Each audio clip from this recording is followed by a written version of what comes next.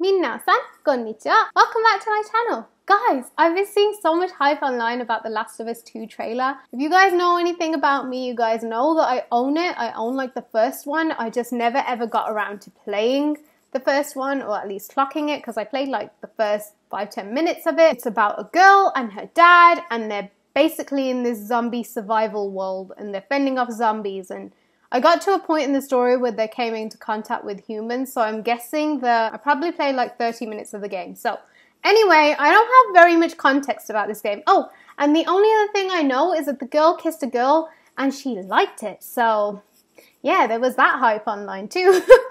As and when it happened. I mean, I don't know. Did that happen in the first part? Is that going to happen in the second part? I don't know.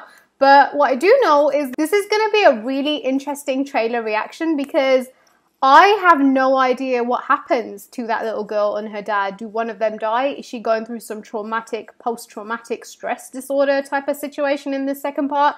So it's going to be pretty interesting to see my reaction and my thoughts, and I want to know, or I want to see if any of my predictions or thoughts about this trailer are accurate just based on what I see in it. So let's get into it. Oh gosh, mature 17 plus.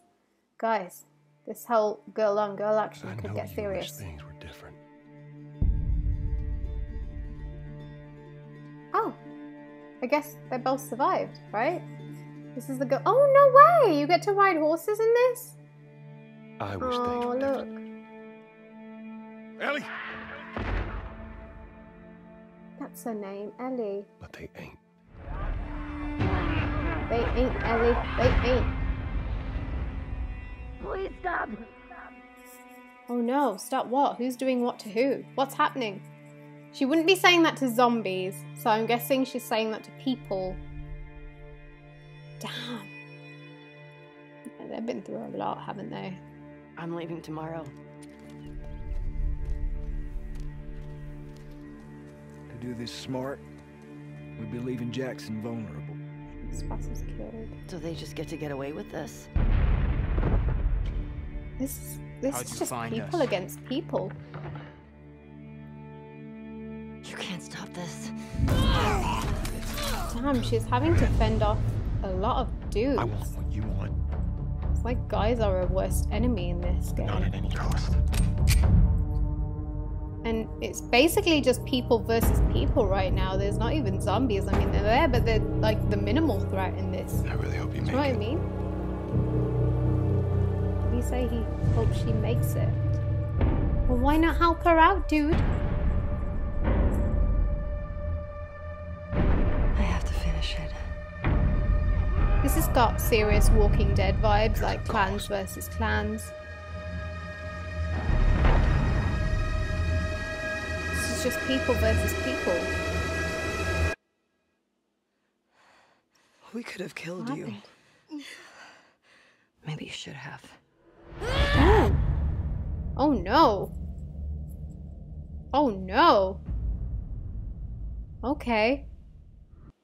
Wow. That was really interesting, guys. I mean, like I just told you, I haven't played the first part, but from what I see from this trailer, this is people versus people. This is people doing anything and everything to survive, and that doesn't always bring out the best in people. So as we can see in this trailer, what it looks like is that zombies are definitely a threat, yes, but more than anything, people are the biggest threat to people. I mean, when shit like that happens, you know it's over. That's why that little girl grew up real quick. You see, like, I remember her being little, like little. I don't know how little on the scale of littleness, but she was little from what I remember.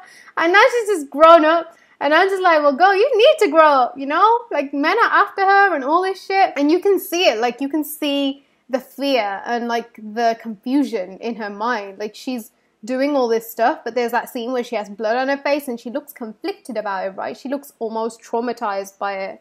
I don't know. I feel like this game emulates a lot of these shows and movies that we watch. Walking Dead is a great example. I, for one, loved that thing up until, I think, season 8, and then I just gave up because I was like, this is repetitive shit, you know what I'm saying? This is repetitive. I cannot. So, but from everything that we see in these shows and in these movies, you see that unfortunately, in these apocalyptic events where, you know, people have to go into survival mode, where there's something traumatic or there's some sort of pandemic or there's just something that's been a breakout and now humanity is just falling over itself to get its shit together, we often see this where people just lose their damn minds, and it brings out the absolute ugly side of humanity. And it looks like that's what's happening here with her. She's getting attacked by randoms, which also makes me think, what happens to her dad guy figure then? Like, what happens to him? Does he get attacked? There's a moment when she's like, stop, no, or whatever.